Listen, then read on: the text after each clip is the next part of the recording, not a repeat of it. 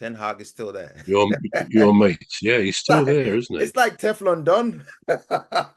It's incredible, really. I mean, he's on a tightrope because Yeah, I think most people would think the poor fellow will be sacked soon, yeah, but it's like they're prolonging his agony. And yeah, we don't. Let's face it, we don't really know what's going on. But I think after those two games which he drew, which were his test, he had to win those games to stay on. It's hard to understand why he's still there, and I kind of sympathise with him because in a way, maybe the club hopes he'll just resign out of frustration. yeah. But no, it's going to be really interesting to see if and when he goes and whether they're still in secret negotiations with somebody. I don't know. But I kind of feel for him. I do. Yeah. Do you think he's kind of there because he wants his, because of his entitlements? Let's put it that way. So if he goes, obviously he's going to lose his entitlements because if he's resigning, they're Yeah, going to of say, course. right, Yeah. okay, well, Yeah. so there it is. Your entitlement's gone. Because Yeah. there's got to be something in the contract that would, legislate for that to say, you can't resign or certain conditions or whatever attached to his Yeah. contract. In case No, he, it could be. yeah, it It could be, could yeah, be. could be that's why it's still But there. But then there comes a point where the manager or his agent would negotiate with the club and say, look, this isn't working. You want our man to go, but we don't want to resign because he'll lose benefits. So let's come to an agreement. And it's when they say a manager left under mutual consent. And I think that's really what needs to be. I will be interested now. I think Gladys is there with us. I would be interested to know what Gladys thinks about the managerial dilemma of a German, managing the England team if they came up against Germany in a final of the World Cup. Can you hear Gladys? If you do, I I'd can be hear you interested well. to. And trust me, I was laughing because I was like, oh no, they're discussing football. Yeah, but I've asked you I a was like, principle which you yes, can. now they're going into football, and all I do is watch. Don't ask me for comments. No, fair enough. Fair enough. You know what I'm going to say? I'm going to say what will be. All right, okay. And Yeah, yeah, that's true. Yeah, what will be. And then, sometimes people could surpass expectations. Right, And okay. especially in football, the unexpected always happens, right? Right, yeah. yeah, yeah. Yeah, True. it does a lot of times. So that is a topic I'm really going to be a fly on the wall and Yeah. listen to you both with a big grin on my face. Right, right. Yeah. I think what Trevor was saying is, would you accept a job for a different country, for instance, knowing that. Yeah, I understand. A German with a British. I don't know what they're thinking about. Are they telling me in the whole of Britain there's no one to do it? Now, that's a question I Yeah. would like to ask someone. Ah, Because you just said that no one, and I mean, that's pathetic and definitely not correct, you yeah, know? Mm. And I don't know, but because, the German, they have their attitudes and the way they go about their lifestyle. And the British also have the way they've been trained over time. yeah, And Mm. consistency definitely helps in football.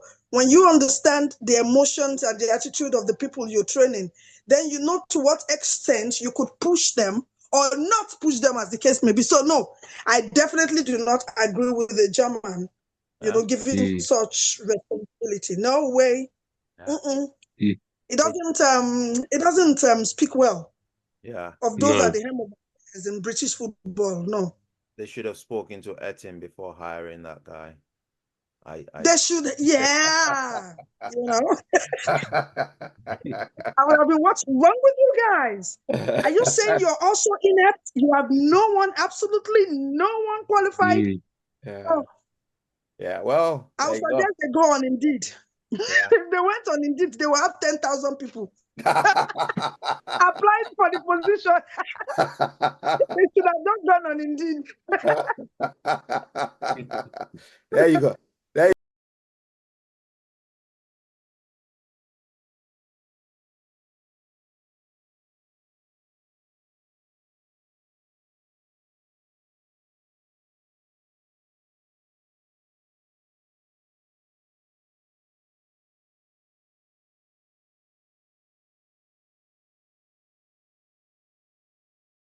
They should have not done on Indeed. There you go. There They you go. would There not you have go, been able bro. to get That's in. a woman's perspective on a men's Yeah, football. very Yeah, good. Very definitely. good Beautifully perspective. Yeah, mind. that was good.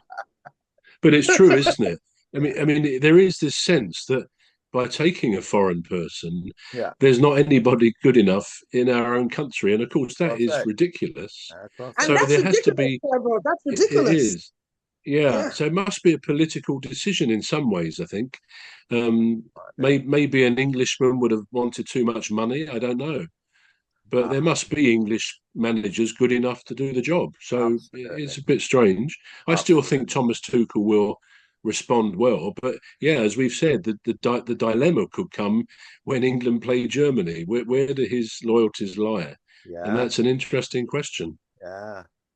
And I'm thinking, And that's a big question. yeah, Yeah, yeah, England is not an easy team to manage by any stretch. He's got a lot to deal with on his hands because we're very demanding as a country, aren't we? We won. yeah. All right. Well, So we are. yeah, so I've just listened to you, bro, when you said we didn't particularly play well, even though we won by 3 goals to 1. And I'm thinking now, if you're saying that, imagine what other people are saying about the same, Mm, because we were talking about the same match, aren't we? So, it's gonna be a difficult, isn't it? Right. So the other thing is, Sir Alex Ferguson of Manchester yeah, United, he's been relieved yeah. of his ambassadorial Role. position. Well, you're doing well. Yeah. Ambassador Real. You're doing well. ambassadorial ambassadorial Hmm. position at Manchester United. And I'm kind of not surprised because if you remember, we did talk about it. We did mention about it on this show where we Yeah. said, where I was saying, well, what's his position? What is he really doing there? Mm, He's got no business being there. He's an ex-manager. He should remain an ex-manager. And now it's like they listen to us, don't they? So these people must be listening to our shows, bro. I would think so. I mean, they were actually paying him £2 million a year to be an ambassador, and it did involve travelling around the world on occasions. I don't know how often he was doing that in more recent times because he left as manager in 2013. Yeah, But it clearly was a role. But I gather the owner, he said, well, no, we've got to cut our expenses. So that salary has stopped. Although he still will have another role, I think, as a sort of president. I can't remember, but he will have another nominal role. yeah, But I'm not sure that he'll be paid any more than expenses, things like that. But yeah, they've actually chopped his salary because they feel they need to economize, which is fair enough. As you said, what was it he was doing anyway? But yeah, I suspect he was. I remember in the early days after he'd stopped being the manager, I seem to remember he went over to Harvard and Yale universities in America to sort of lecture on the art of management. And somebody like him would be a great advocate for how to manage people.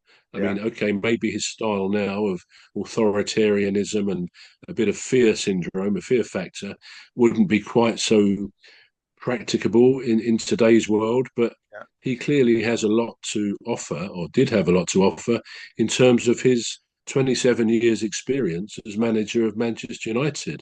So yeah, I think he would have done a great job for them. He certainly attends most or all of their home and away matches. So, and of course, his wife died not that long ago, didn't she? So that would have been a tough